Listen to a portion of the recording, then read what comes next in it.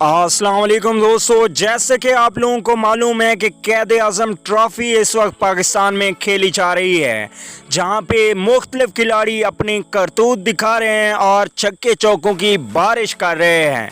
यहां पे बात करेंगे उन खिलाड़ियों की जिन्होंने आज अच्छे स्कोर किए, चंद खिलाड़ियों ने सेंचुरी स्कोर की और चंद बॉलर्स ने अच्छी विकेट हासिल की। उनके बारे में आपको बताते हैं। सबसे पहले आपको बताते चलें कि आबिद अली, जो कि पाकिस्तान क्रिकेट टीम में ओपनिंग भी कर चुके हैं, उन्होंने सेंचुरी स्कोर की।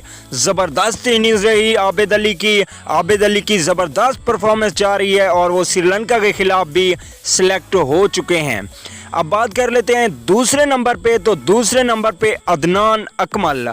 अगर याद रहे तो कुछ साल पहले अदनान अकमल पाकिस्तान की ए टीम में भी खेलते थे, वो टेस्ट प्लेयर थे। उन्होंने भी आज सेंचुरी स्कोर की है।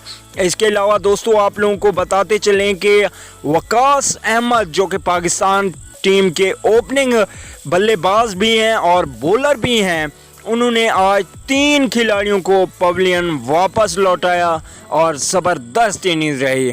अगर बात करें शान मसूद और बाबर आजम की टीमों के मैचेस की, तो शान मसूद की टीम इस वक्त मजबूत पोजीशन में पहुंच चुकी है और बाबर आजम की टीम ने कोई खातिर खा कारकर्दगी नहीं दिखाई। 3 विकेट वकास अहमद ने ली बाबर आजम की तरफ से और 1 खिलाड़ी को आउट किया हसन अली ने। तो दोस्तों ये था कैद आज़म ट्रॉफ़ी का हाल। अगली वीडियो तक के लिए इजाज़त दीजिए। अल्लाह निगहबान।